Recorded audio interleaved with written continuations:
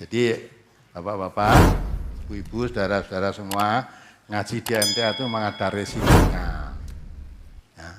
Karena ada orang mengatakan MTA ini aliran apa?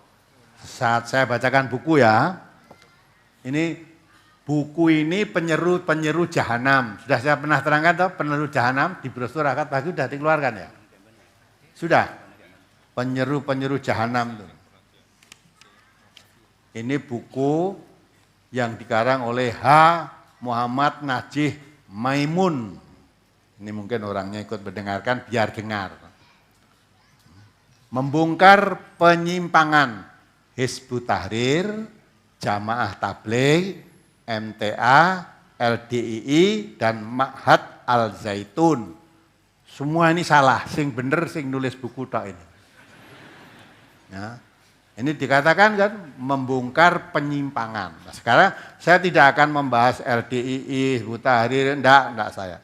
Yang berkenaan dengan MTA saja.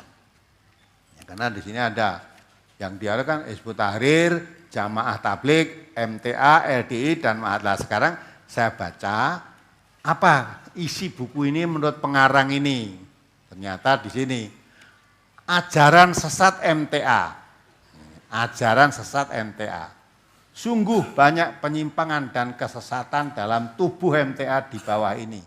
Kami sebutkan sebagian sebagai peringatan agar kita berhati-hati pada paham di antaranya, ini katanya sebagian ini. Padahal ini ada 22 penteni baru sebagian. Ya. Sebagian saja yang penyimpangan, berarti menurut orang yang di buku ini penyimpangannya banyak, ini hanya sebagian disebutkan 22. Ya, bacakan satu ya. Satu, tidak menggunakan kaidah tafsir yang benar. MTA membuat metode tafsir sendiri sehingga banyak ditemui kekeliruan di dalamnya. Ya dah padahal nek wong MTA ngerti. MTA itu tidak apa? Tidak menafsir, mempelajari buku tafsir. Lah mestinya kalau kamu tahu ada penyimpangan, datang ke sini bener no tafsir sing kleru iki. Nanti tampilkan rujukannya. Ya. Yang kedua, menafsirkan sifat al-haya'u bagi Allah SWT dalam firman-Nya innallaha la yastahi ayat riba matalam ma ba'udatan. Kita al-haya'u itu diartikan Allah tidak malu dalam surah Al-Baqarah ayat 26. Itu sudah ditafsir. Saya terangkan tentang tafsirnya di situ. Ya. Yang tiga, MTA meyakini bahwa surga tempat tinggal Nabi Adam alaihissalam adalah di bumi. Mereka menafsirkan surat Al-Baqarah 35. Wa qulna ya Adamuskun anta wa zukal jannah. Ya, kami berfirman, hai Adam, diamlah oleh kamu dan istrimu di surga ini. Memang kita memahami surga yang ditempati Adam dulu itu bukan surga yang nanti. Surga itu, jannah itu bisa berarti surga, bisa berarti taman, bisa berarti kebun. Ya, jadi kalau ente memahami yang ditempati Adam itu bukan surga yang besok itu beralasan. Surga itu sudah tidak ada syariat, wong khomer aja halal kok. Ya, di surga itu besok ada sungai khomer yang rasanya bersih. Ya, tidak ada khomer halal itu enggak ada. Lah kok di sana masih ada buah khuldi yang haram. Adam dibujuk untuk makan buah khuldi. Yang membujuk siapa? Iblis. Lah kok surga kok eneng iblis ya? Surga yang eneng iblis bujuk Adam. Lah di surga kok masih ada syariat.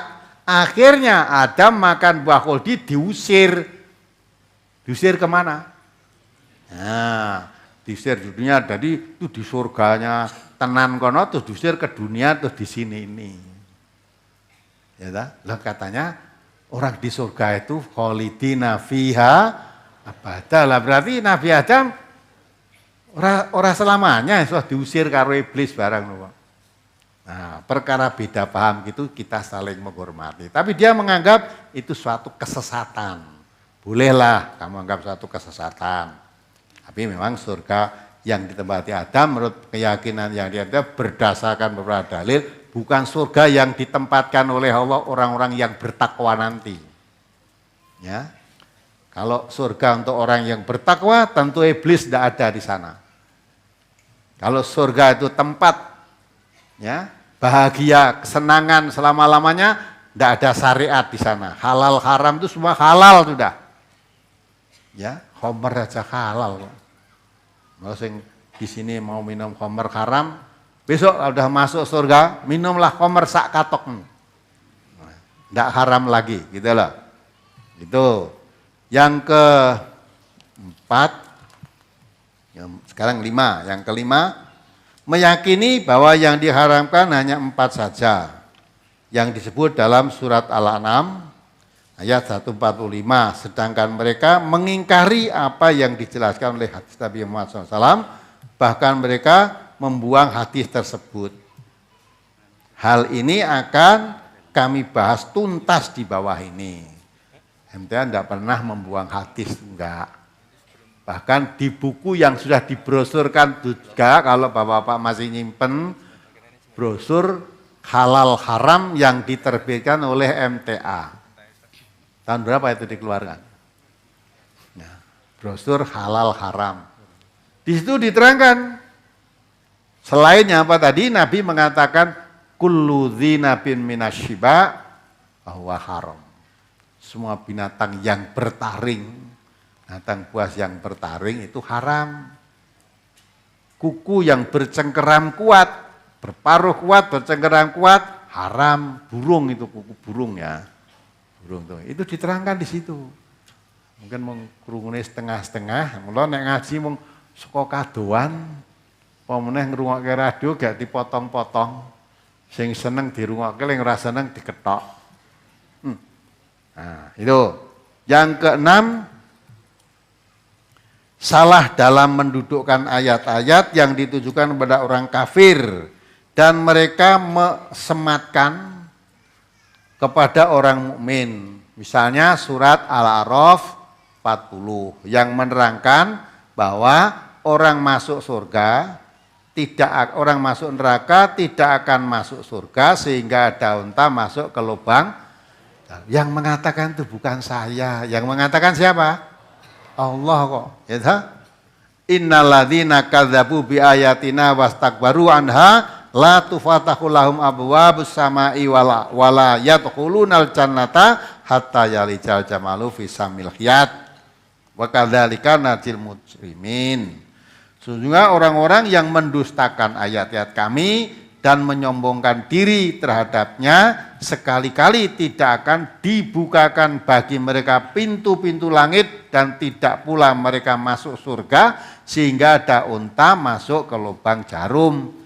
Demikianlah kami memberi pembalasan kepada orang-orang yang berbuat kejahatan. Sehingga mereka menganggap bahwa orang muslim yang sudah terlanjur masuk neraka akan kekal di dalamnya sama dengan orang kafir. Ini pendapat dia. Apa pernah saya menerangkan orang Islam, orang muslim yang masuk neraka akan kekal? Pernah. Orang muslim nggak ada yang masuk neraka. Kalau saya nerangkan kan gitu. Neraka itu dibuat oleh Allah, uiddat lil kafirin, disediakan oleh Allah untuk orang kafir, sehingga tidak ada orang yang masuk neraka, itu enggak ada. Sebaliknya, surga dibuat oleh Allah untuk orang yang bertakwa, wa'iddat lil muttaqin, sehingga tidak ada orang kafir masuk surga. Ya, tidak ada. Dah tempatnya sendiri-sendiri, tapi dia mengatakan, katanya MTA mengajarkan orang Islam, orang muslim yang sudah masuk neraka tidak akan keluar, itu kekal. Ya. Orang Islam orang yang mlebu neraka kecuali yang tidak mau, kata Nabi begitu. Kullu ummati yadkhulunal jannah illa man aba, kata Nabi begitu. Semua umatku, maksudnya umat Islam ya, itu masuk surga kecuali yang tidak mau. Memang ada orang Islam yang tidak mau masuk surga. Salah satu contohnya, wa idza khalau ila ma anzalallah wa ila rasul qalu bal nattabi'u ma alfaina alaihi abana. Ada orang dipanggil, mari kita ikuti apa yang diturunkan oleh Allah, maksudnya apa? Al-Quran, mari ikuti Rasul. Tapi ada orang menjawab, cukup kami mengikuti apa yang saya dapati dari bapak-bapak kami mengerjakan dahulu. Nah, yang mengatakan begitu orang yang mengaku Islam ada enggak? Hanya ngejak balik Quran ragelem, kowe mbah-mbah dhisik ngene. Nah, ikuti mbah itu. Sampai Allah mengatakan, awalau kana abahum layak kiluna syai'an walayah tadun. Apakah bapak-bapakmu dulu walaupun tidak mengerti dan tidak mendapat petunjuk, kamu ikuti juga? Penting ikuti mbah-mbah dhisik, nenek-nenek. Nah kebanyakan orang Islam ya itu. Belum bapak-bapak ngaji ini biasanya ya kan menirake mbah dhisik ngene melu ngene kan itu. Sampai hari ini orang Islam yang punya kerja bulan Muharram ada ndak yang ndak mau? Orang Islam takut punya kerja di bulan Muharram ada ndak? Banyak. Lalu ajaran kok ngendi? Nah, itu kan dasare Qur'ane hadise ora enek, itu saka warisane mbah-mbah dhisik. Wong Islam digendruwo ning ora? Gendruwo ya enek apa ora? Nah, ceritane mbah-mbah dhisik enek kan gitu ta? Malahan yang lelepah barang kok. Lelepah ya apa ya. Tapi wis yakin nek gendruwo ki eneng. Ya, ada gendruwo.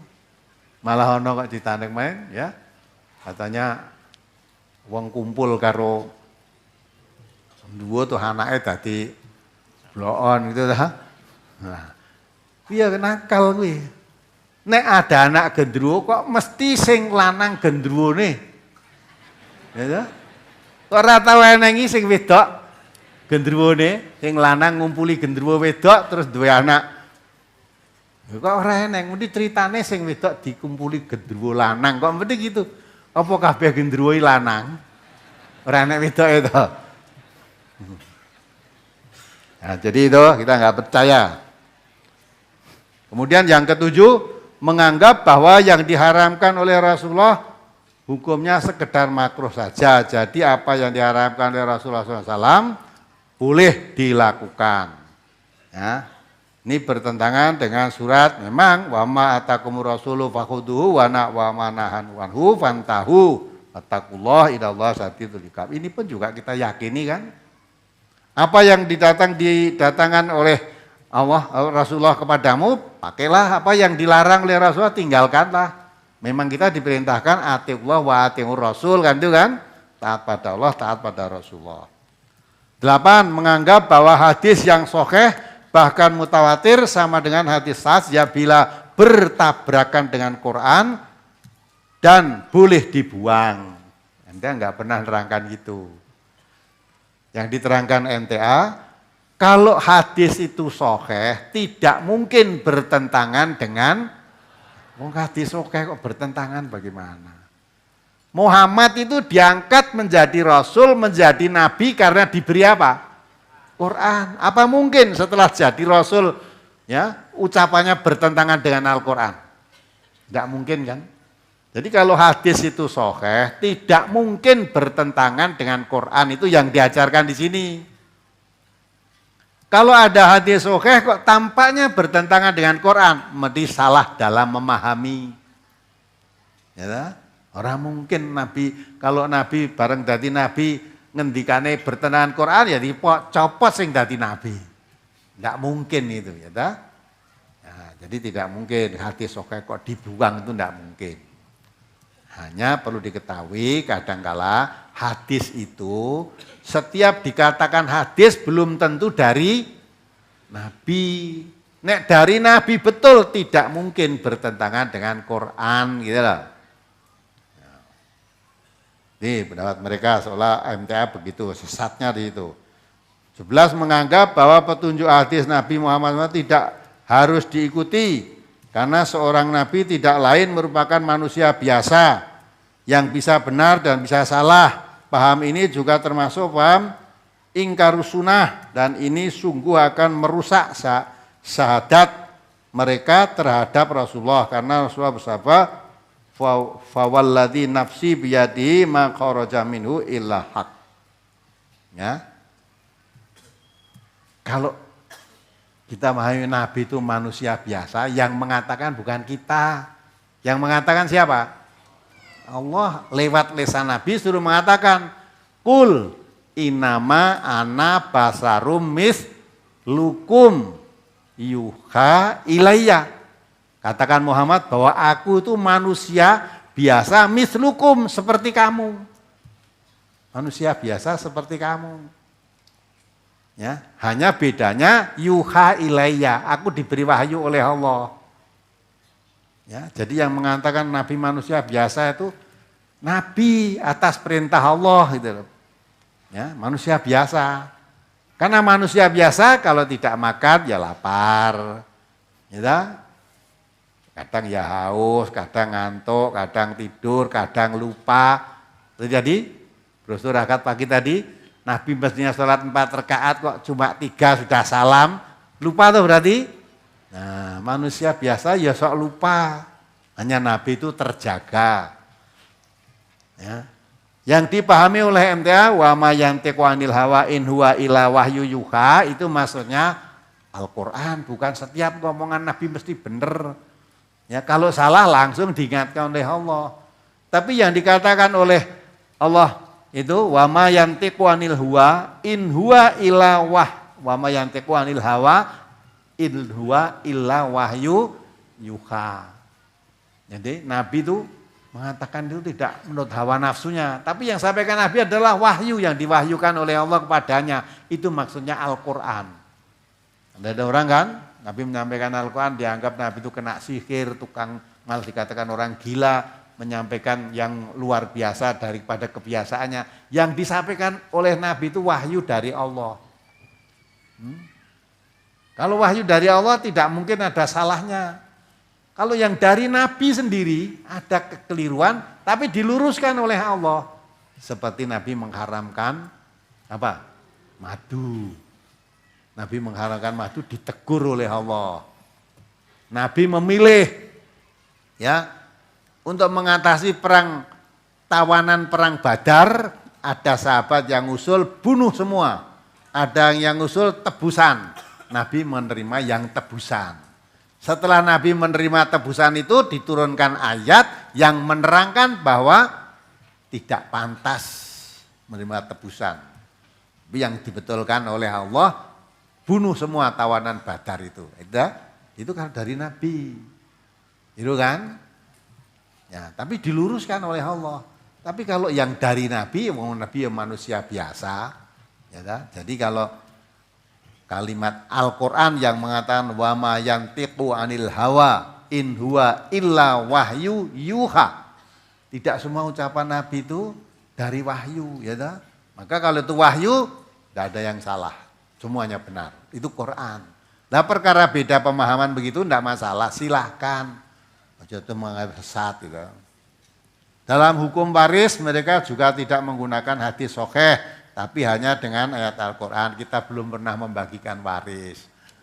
Ya, dengan waris belum pernah diajarkan di sini. Hanya petunjuk-petunjuk dalam Al-Quran, itu memang ada. Apa pernah kita mengeluarkan brosur tentang hukum waris? Enggak. Ya. Memang dalam Al-Quran hukum waris ada, patokan-patokannya ada. Tapi dalam hadis Nabi juga sebagai penjelasan. Itu ngawur, kita belum pernah menerangkan itu. Membolehkan tayamum mutlak bagi orang safar walaupun ada air. Ya, mesti banyak dalil. Memang mesti saya terangkan lengkap, tidak begini nih. Orang musafir itu ada yang berpendapat boleh tayamum, ada yang berpendapat tidak boleh tayamum. Yang boleh tayamum itu orang sakit, gitu kan? Padahal dalam ayatnya diterangkan wa in kuntum mardo aw ala safarin aw jaa ahatum minkum minal ghaid aw lamastumun nisa falam tajidu ma'am fatayamamu sa'idan thayyiban, gitu kan? Jadi kalau kamu berhadas besar atau berhadas kecil, kemudian kamu akan sholat, ya, kemudian tidak ada air, nah, itu Ada yang memahami yang boleh tayamum itu satu orang sakit, dua orang apa itu? Orang musafir. Oh, musafir enggak. Yang paham ini tadi orang sakit saja, padahal ayatnya jadi satu. Kalau kamu sakit, kamu dalam bepergian atau kamu tidak ada air. Nah, maka di sini ada yang berpaham orang yang boleh tayamum itu satu musafir, dua orang sakit, tiga orang mukim, walaupun mukim tetapi tidak ada air. Paham yang kedua, yang boleh tayamum itu hanya orang sakit dan orang yang tidak ada air. Ya, orang sakit dan tidak ada air. Kalau ada air walaupun sakit tidak boleh tayamum, kan gitu. Walaupun ada air. Hanya ada air kok tayamum. Lah sakit, walaupun sakit, ya seperti musafir tadi. Nah ini kalau beda paham, beda pendapat, silahkan, tidak masalah. Kita hormati gitu loh. 14 menganggap bahwa laki-laki dan perempuan semuanya wajib sholat Jumat secara mutlak. Memang dalam hadis Nabi juga diterangkan, sholat Jumat itu wajib bagi setiap muslim. Kecuali sholat Jumat itu wajib bagi setiap muslim dengan berjamaah, kecuali wanita, anak-anak, musafir, hamba sahaya, orang sakit gitu. Nah itu memang ada yang memahami orang yang tidak sholat wanita, musafir, anak itu tidak wajib sholat Jumat. Tapi kalau tadi ayat hadis menerangkan tidak wajibnya itu jamaahnya, tapi sholat Jumatnya tetap wajib. Nah, 15 mengatakan bahwa isbal hukumnya mubah. Sedangkan Rasulullah SAW telah menyatakan keharamannya.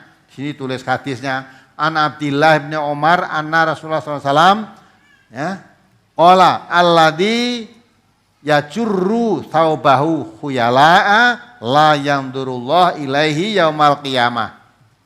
Dari Abdillah bin Umar radhiyallahu anhu bahwa Rasulullah SAW bersabda, orang laki-laki yang menarik pakaiannya sampai mata kaki karena sombong, maka Allah tidak melihatnya pada hari kiamat. Ya, sebenarnya hadis itu sebenarnya sudah jelas.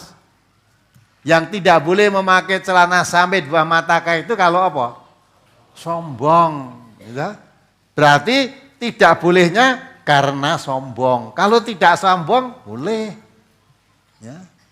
Ini dipraktekkan oleh Abu Bakar As-Siddiq sendiri. Abu Bakar itu mertuanya Nabi dan sahabat Nabi dekat. Nah, Abu Bakar pernah datang kepada Nabi, ya Rasulullah, kain saya, izar saya selalu turun di bawah mata kaki, kecuali kalau saya sangat hati-hati. Jawab Nabi apa? Oh, kamu tidak apa-apa, karena sombong. Gitu loh. Kalau memang sampai di bawah mata kaki tidak boleh, walaupun tidak sombong, mesti nasihat Nabi. Karena Abu Bakar tadi, kecuali kalau hati-hati, mestinya jawab Nabi, maka kamu harus hati-hati, jangan sampai melotrok. Maksudnya kan gitu.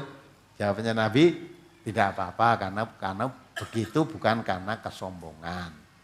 Itu, berarti beda paham toh, beda pendapat, tidak masalah. Berarti kamu memakai, kalau bagi kita, bagi MTA ya, memakai celana itu takdir hukumnya mubah, nganggo celana sampai di bawah mata kaki atau di atas mata kaki boleh saja. Kecuali kalau diiringi sombong. Kalau sombong tidak hanya di bawah mata kaki, sekalipun di atas mata kaki karena sombong juga dilarang. Sombong itu apa toh? Batarul haq wa ghamtun nas, kata Nabi begitu. Celanamu di atas mata kaki, terus kamu merasa benar sendiri, yang tidak di atas mata kaki finar, yang paling benar ini, nah itu sombong. Nah, sombong itu nggak boleh, dilarang itu. Walaupun celanamu di atas mata kaki, tapi sombongmu itu yang dilarang. Yang ke-16, MTA menghalalkan musik. Maka dari itu dalam radio mereka juga full musik. Nah, jadi dilalah sing disetel nek radio ente pas musik pengajian wis ora krungu dek. Ora krungu. Banyak ibu-ibu, bapak-bapak datang ke sini karena dengarkan radio pengajian. Orang yang siji we yang datang ke sini pertama, karena saya dengar musik MTA di radio. Enggak pernah ada itu. Jadi tertarik datang ke sini karena pengajian yang di radio. Nah ini katanya radio MTA full musik. Nah MTA memang tidak mengharamkan musik. Ya dah?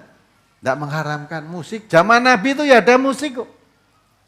Malah Nabi memerintahkan kalau kamu mengadakan walimahan, hendaklah diadakan rame-rame dengan memukul kendang. Ya, rebana itu. Lah, kendang rebana itu musik atau bukan? Musik itu, ya. Ya memang zaman Nabi belum ada gitar, belum ada viol, mungkin musik zaman itu. Ya, sekarang zaman kemajuan, musik itu urusan dunia. Nabi sudah mengatakan antum a'lamu bi amri dunyakum. Urusan dunia kamu bebas boleh selama tidak ada larangannya. Nah, itu dah. Memang MTA tidak pernah mengharamkan musik, ya. Jadi di situ kan MTA menghalalkan musik, memang tidak pernah mengharamkan musik itu boleh, mubah lah pakai musik itu. 17, MTA tidak mempercayai bahwa jin bisa masuk dalam tubuh manusia. Ya. Terus ini alasannya apa? Sementara Allah SWT Rasulullah telah menjelaskan dengan hadis sahih akan adanya kesurupan dan ruqyah. Hadisnya di sini ditulis yang artinya Rasulullah SAW bersabda kepada si perempuan, lakukanlah ruqyah selama tidak ada unsur menyekutukan Allah. Dan di sing nerangi kesurupan di. Kan ya tidak ada kan? Nah, jin bisa menyurupi. Selama ini loh, jin menyuruti manusia itu yang bilang siapa? Dukun gitu loh. Wah gitu, obatnya ramari, ini wong kesurupan. Nah terus caranya ngilangi piye? Biasanya gimana? Adakan tebusan. Tebusannya apa? Nah, suruh selamatan, beleh apa, pitik mulus apa itu.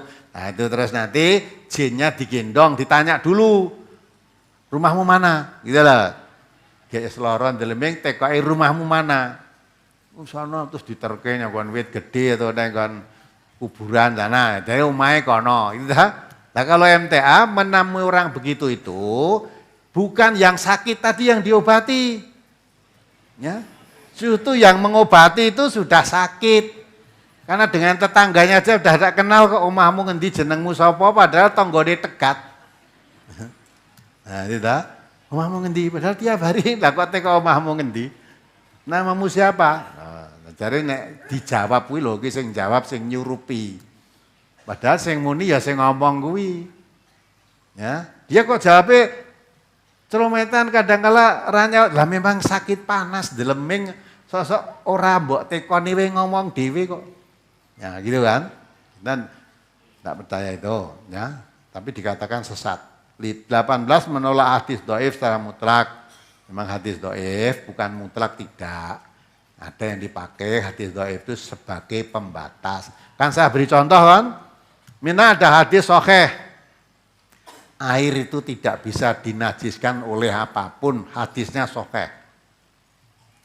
Sekarang ada hadis dhaif ya, yang menerangkan air itu bisa dikatakan najis kalau sudah berubah warnanya, baunya, rasanya berubah karena najis. Nah, itu bisa dipakai hadis itu. Kalau air sudah berubah warnanya, baunya, rasanya karena najis, berarti kadar air dengan najisnya sudah lebih besar kadar najisnya. Kalau begitu itu berarti airnya jadi air najis. Ya, tidak bisa kita tidak memakai. Kita pakai hadis itu walaupun dhaif. Hadis dhaif bisa dipakai kalau memang ada hadis sahih yang menguatkannya. Malah ngaji jangan setengah-setengah. Cuma ngrungokke kekaduan terus nulis buku. 19 mengharamkan mauludan. Mengharamkan yasinan, mengharamkan tahlilan. Bahkan menurut kabar, orang yang tahlilan lebih buruk daripada zina. Nah, Ini kok tinggal dalil nulis buku gitu loh. Ya toh? Katanya MTA mengatakan zina lebih baik daripada tahlilan. Hanya di sini ditulis orang tahlilan lebih baik lebih buruk daripada zina. Saudara yang pernah ngaji betul di MTA itu pernah dengar itu. Nah, saya orang ngaji iso nulis ngene kok. Padahal yang di sini tidak pernah dengar. Ya. Tidak pernah dengar MTA mengajarkan zina lebih baik dari tahlilan. Atau tahlilan lebih buruk daripada zina. Di zina cara doyan yang api ini dipandingnya tahlilan gitu toh. Nah, ini dari pengarang buku ini. 20 mengharamkan walimah kematian. 7 hari, 40 hari, dan 100 hari. Tidak pernah mengharamkan gitu. Malah tak anjurkan. Di sini majelis ilmu. Kalau ditanyakan tuntunannya itu tidak ada. Namun kalau mau melakukan silahkan, saya tidak akan melarang. Pernah dengar gitu enggak? Tidak pernah kita, wah siapa ngelarang wong tahlilan? Wah siapa ngelarang wong yasinan? 100 hari, ya 100 hari, itu terangkan tadi, ya matian 7 hari, 40 hari, 100 hari, enggak pernah melarang. Bahwa ini 3 hari, 40 hari sudah, ya sampai pendak pisan, pendak pindu, enggak pernah saya melarang. Mong kalau kamu ngundang saya untuk itu, mesti ora, enggak datang, tapi tidak akan melarang. Jangan diputar balikkan, MTA enggak pernah melarang. Kemudian memperbolehkan zakat diberikan kepada orang kafir. Ya memang kalau tetangganya juga ada orang kafir, tapi yang miskin kan boleh diberikan.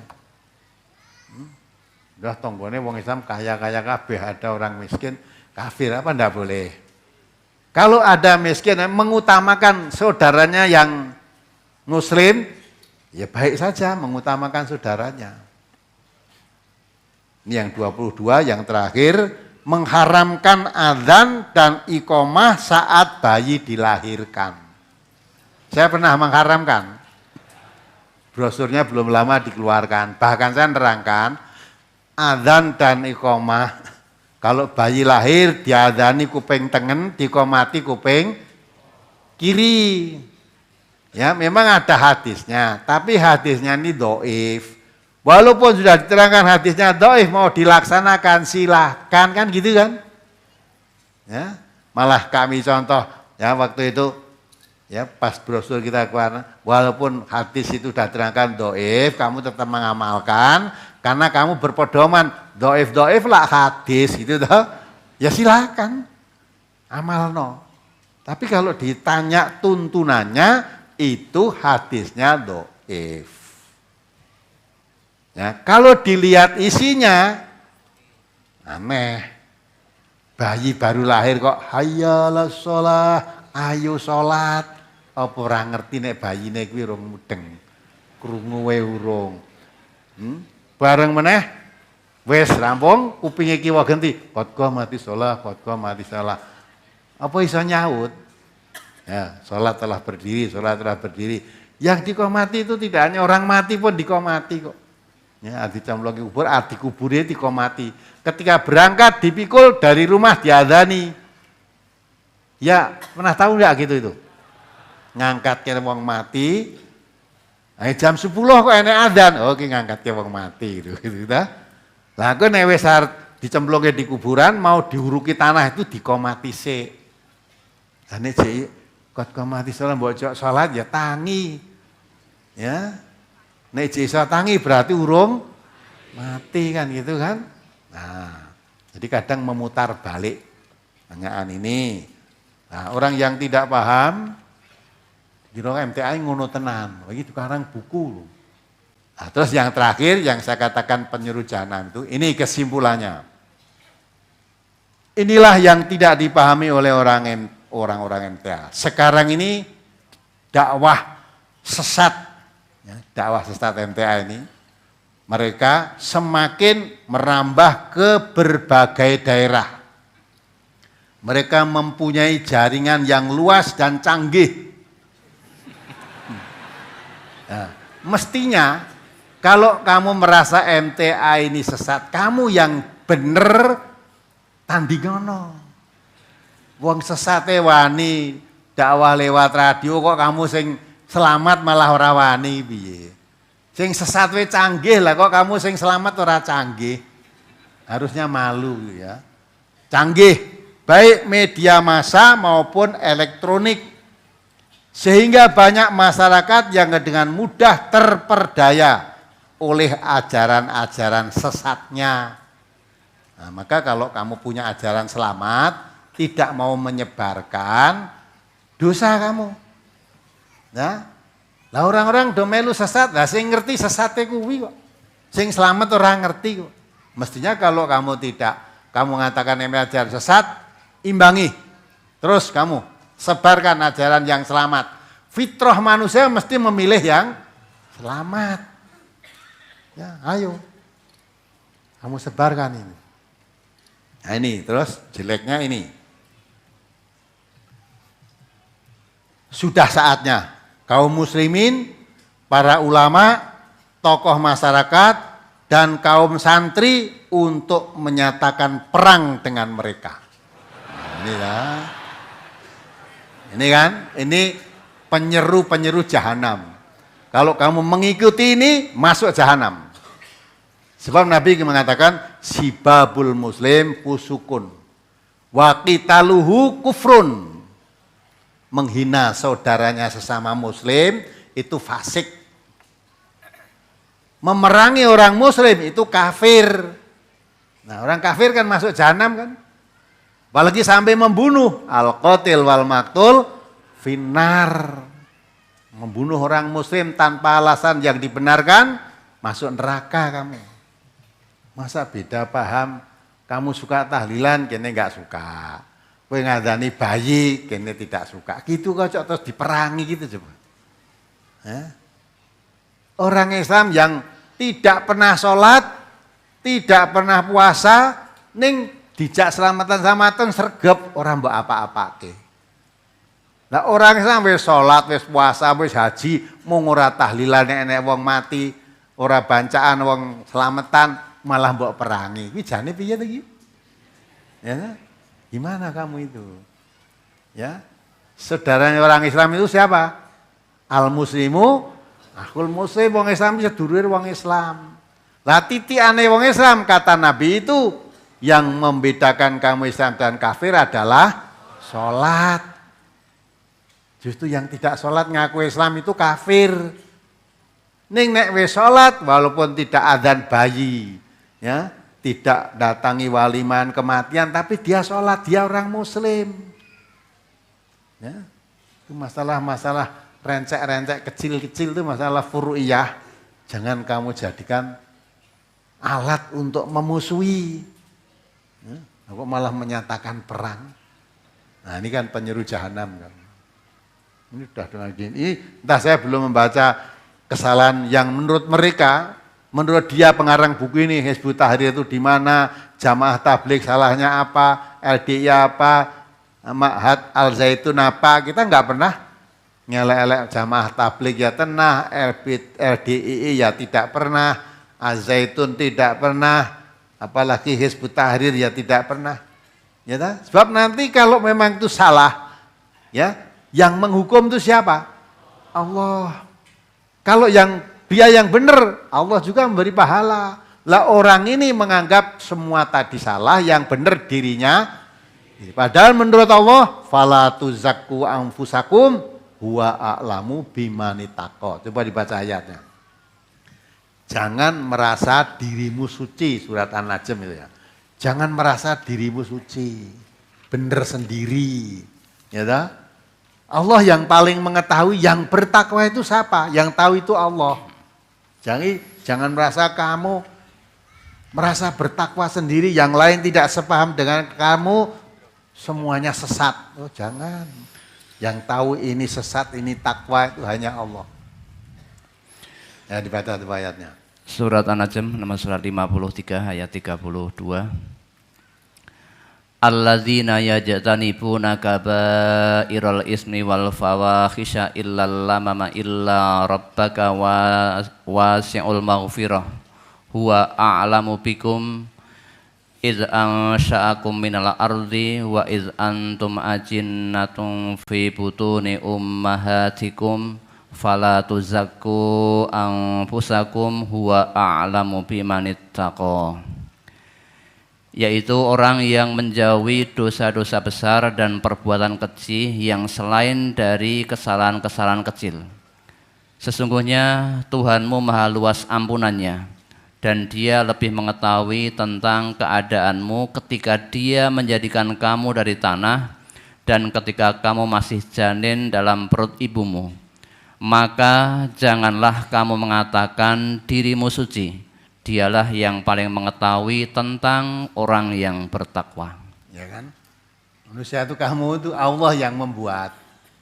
Ketika kamu dibuat dari tanah, ya, dibuat oleh Allah dari sperma, ya. Juga di situ Allah menyimpan kamu di dalam janin. Semua manusia itu ngalami begitu. Dari asalnya sama, tempatnya ya sama, nanti kembalinya pun sama. Ya, maka sesama manusia itu jangan merasa lebih satu dengan yang lain. Maka fala tuzakku anfusakum. Ya, jangan merasa dirimu suci. Ya, benar sendiri. Wa a'lamu bimanitaqo. Allah yang tahu siapa yang bertakwa. Kalau kamu semua manusia itu sama. Kamu diciptakan oleh Allah dari tanah. Dan ketika kamu masih di dalam janin, di dalam perut ibumu, Allah juga yang memelihara. Jadi semua orang itu di dalam perut ibu sing ngopeni ya Allah. Asalnya dari tanah, dari sperma juga Allah. Sama kita itu semua. Maka terus dikunci akhir ayat itu fala tuzakku anfusakum. Jangan dirimu merasa suci, bersih sendiri sama yang lain itu. Nah terus yang bertakwa huwa a'lamu bimanitaqo. Hanya Allah yang tahu siapa yang sebenarnya bertakwa. Kamu menuduh ini sesat, siapa tahu malah yang sesat itu kamu yang nuduh itu. Ya, maksud orang gelem waliman wong mati sesat. Orang gelem adzan bayi sesat. Nah ini kan. Nah perkara ini ya kita hormatilah, saling menghormati. Ya, kamu yang suka waliman kematian 7 hari, 40 hari, 100 hari, 1000 hari, pendak pisan, pendak pindo silahkan. Ya dah? Yang tidak mau jangan dipaksa. Ya dah? Nah gitu, kita kalau orang Islam tahu itu seperti itu. Oh pahamnya gini, tidak mau ya sudah, tidak usah diajak.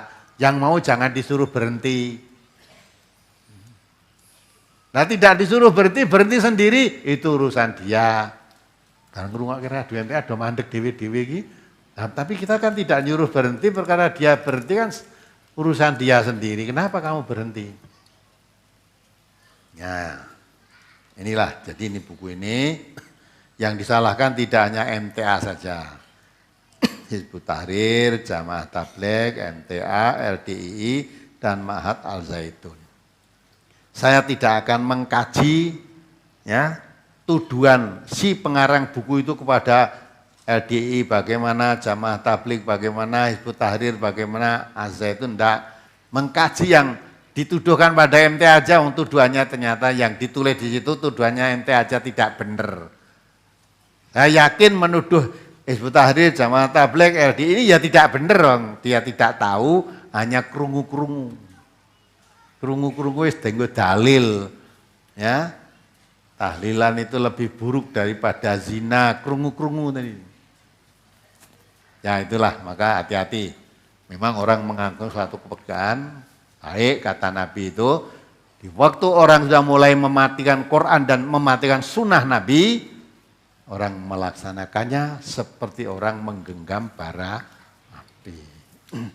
Kita enggak pernah dikatakan sesat sebelum ngaji Quran dan sunnah. Ya, enggak pernah. Bareng ngaji Quran dan sunnah malah dikatakan sesat. Ge urung gelem ngaji Quran dan sunnah, apa-apa mau itu selamat. Bareng iki ra gelem Karena ada dasarnya larangan dari Quran dan Sunnah Nabi, sekarang menjadi aliran sesat. Anehnya, mestinya saudara harus berpikir, ngatasi aliran sesat. Lah kok ya pengikuti akeh. Tur diluarkan lewat radio ya kok ya dok ketarik kuwi lho, wong sesat kok ketarik. Lah apalagi saya ajarkan selamat, mestinya kan gitu. Harus tanding ya. Ya loh, biar bahkan sesat. Kita yang mempunyai ajaran selamat. Mesti banyak yang mengikuti keselamatan. Kan gitu mestinya. Kita tuh nggak pernah ribut kok. Orang Islami senengnya ribut. Neng gereja ngadeg ngono wis ribut. Ada gereja ngadeg, wah ki arep kristenisasi. Ya ta? Lah wong karo gereja ngadege kok wedi.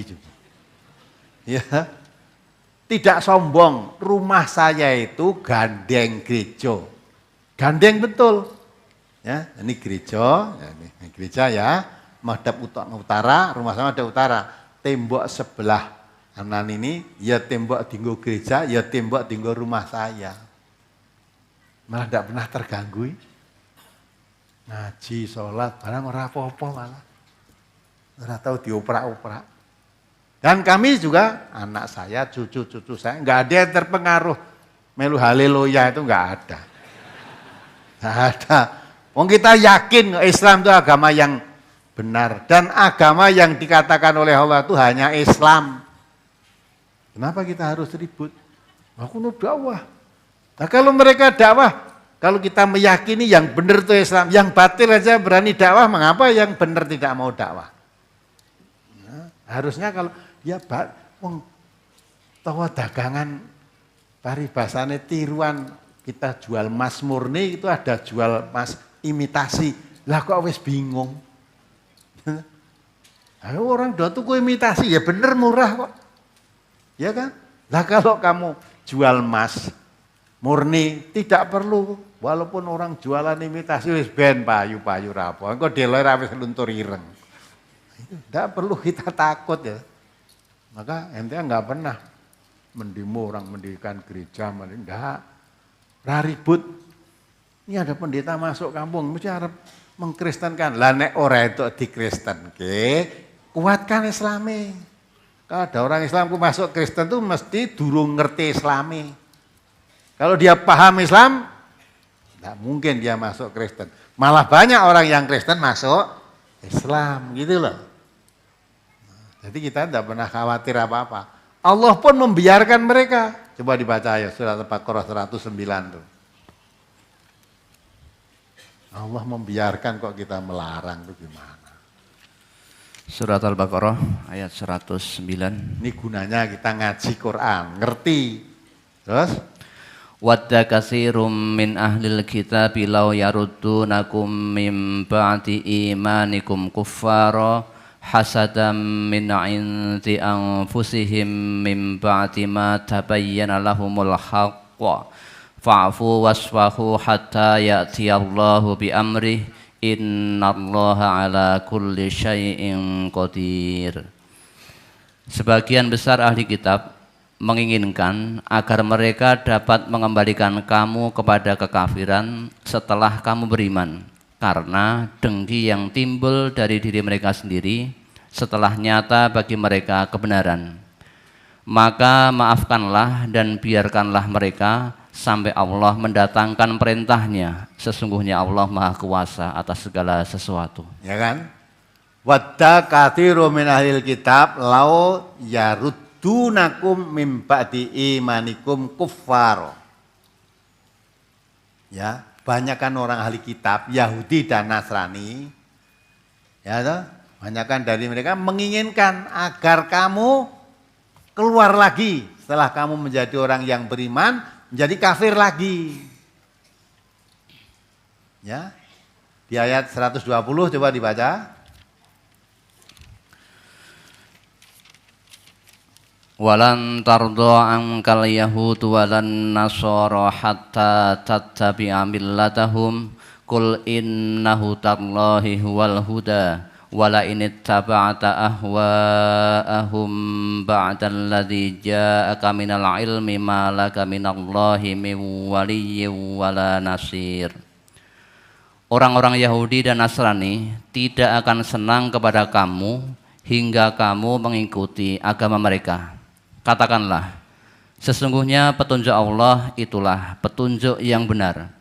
Dan sesungguhnya jika kamu mengikuti kemauan mereka setelah pengetahuan datang kepadamu, maka Allah tidak lagi menjadi pelindung dan penolong bagimu. Ya kan? Kalau tadi dalam ayat 109 diterangkan, kebanyakan orang ahli kitab Yahudi dan Nasrani itu akan berusaha memurtadkan kamu menjadi kafir lagi setelah menjadi orang yang beriman. Pada ayat ini diterangkan orang Yahudi dan Nasrani tidak akan merasa puas, ya, sehingga kamu mengikuti agama mereka. Jadi dimurtadkan, setelah itu diajak masuk Yahudi atau Nasrani. Kalau tidak mengikuti mereka, mereka belum puas, akan berusaha terus. Ya. Tapi dikatakan Allah merintahkan Nabi, "Qul inna hudallahi wal huda." Ya. Tidak akan terpengaruh karena sesungguhnya petunjuk yang sebenarnya itu petunjuk dari Allah. Ya. Maka mereka berusaha memurtadkan kita, mengajak kita masuk agama mereka. Fa'fu wasfahu hatta ya'ti Allah bi amri. Maafkan dia, biarkan dia. Nah, biarkan dia dakwah begitu, biarkan. Jombo alang-alangi. Ya, kemudian ketika gereja biar, jangan mbok bruke. Ya. Nah, terus apa yang kamu lakukan? Aqimus shalah wa atuz zakah. Ya. Dia mau berdakwah mengkristenkan orang se-Indonesia, biarkan dia. Kalau memang tidak boleh menjalankan, kamu usaha jaga orang Islam jangan sampai murtad. Nah itu kan, dijaga jangan sampai murtad, maka yang ngaku Islam itu dingertikan tentang Islam itu apa.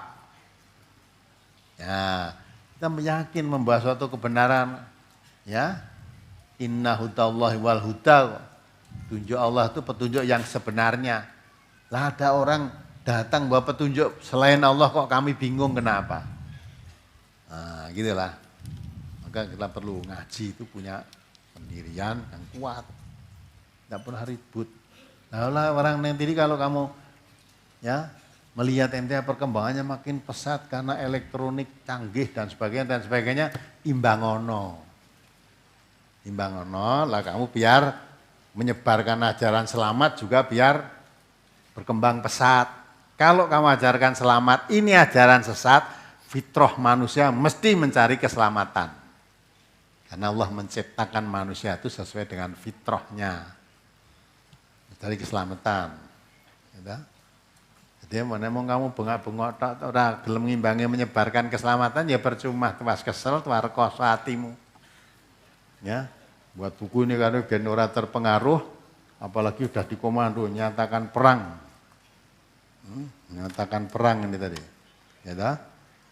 Yang diseru semua nih mempunyai sekarang ini dakwah sesat mereka semakin merembah ke berbagai daerah. Belum lagi nanti 27 Desember dari Merauke sampai Takengon sana nanti. Mereka mempunyai jaringan yang luas dan canggih. Baik media massa maupun elektronik. Sehingga banyak masyarakat yang dengan mudah terperdaya oleh ajaran-ajaran yang sesat. Maka mesakno biar orang-orang tidak terperdaya ke ajaran yang sesat, kamu ajarkan ajaran yang selamat. Kasihan mereka dos sesat. Kan gitu harusnya cara berpikirnya. Maka sudah saatnya kaum muslimin, para ulama, tokoh masyarakat, kaum santri untuk menyatakan perang dengan mereka. Ya. Nah, karena maka saya ikut menghimbau juga tidak lewat tulisan, lewat suara ini. Ya, lewat suara ini. Sudah saatnya kaum muslimin, para ulama, tokoh masyarakat, kaum santri untuk mempelajari Islam dari sumbernya. Sudah saatnya ini. Dasarnya apa? Alam yakni lilladzina amanu antahsya'a qulubuhum li dzikrillah. Apa belum saatnya orang yang mengaku dirinya beriman, hati mereka untuk tunduk patuh mengingat kebenaran dari Allah. Ya, antahsya'a qulubuhum li dzikrillah wa ma nazala minal haq. Dan apa yang diturunkan dari kebenaran maksudnya Al-Qur'an. Jadi singkatnya gitu, apa belum saatnya orang yang mengaku dirinya beriman itu untuk mau dipimpin dengan Al-Qur'an? Itu jawabnya gimana? Belum, apa begitu? Nah, mestinya jawabnya, wah sudah kasep ini, harus segera kan. Ngaku jadi orang corona seprene kok orang ngerti tuntunan Quran itu kan. Kalau sekarang ya belum saatnya, kapan lagi? Maka dalam surat Al-Hadid ayat 16 tadi, kalau saya bacakan sekarang, seolah-olah ayat itu baru turun. Menanyakan kepada orang yang mengaku beriman, apakah belum saatnya orang yang beriman ini hatinya tunduk patuh mau dipimpin dengan Quran? Itu ayat kelanjutannya, wala yakunu kalladzina utul kitaba min qabl. Jangan kamu mengikuti ya orang-orang yang diberi kitab sebelum Al-Quran. Mengapa mereka? Fatola alaihimul amadu faqosat qulubuhum wa katsirum minhum fasiqun. Jangan kamu berkeadaan seperti orang-orang yang telah diberi kitab sebelum Al-Quran, maksudnya Yahudi dan Nasrani, asalnya mereka itu orang yang beriman. Orang diberi kitab Taurat, diutus seorang Nabi Musa, diberi kitab Injil, diutus seorang Nabi Isa. Ya, asalnya orang yang beriman untuk kitab suci dari Allah. Tapi fatola alaihimul amadu, karena sudah lama berpisah dengan kitab sucinya. Walaupun ngaku kitab sucinya ini, tapi lama berpisah, tidak mempelajari kitab suci. Ya, fakosat qulubuhum, hati mereka menjadi keras. Wa katsirum minhum fasikun, kebanyakan mereka menjadi orang fasik. Kalau orang-orang ahli kitab jauh berpisah dengan kitab sucinya, hatinya menjadi keras dan menjadi fasik, orang-orang Islam ya sama. Maka dikatakan jangan berkeadaan seperti mereka.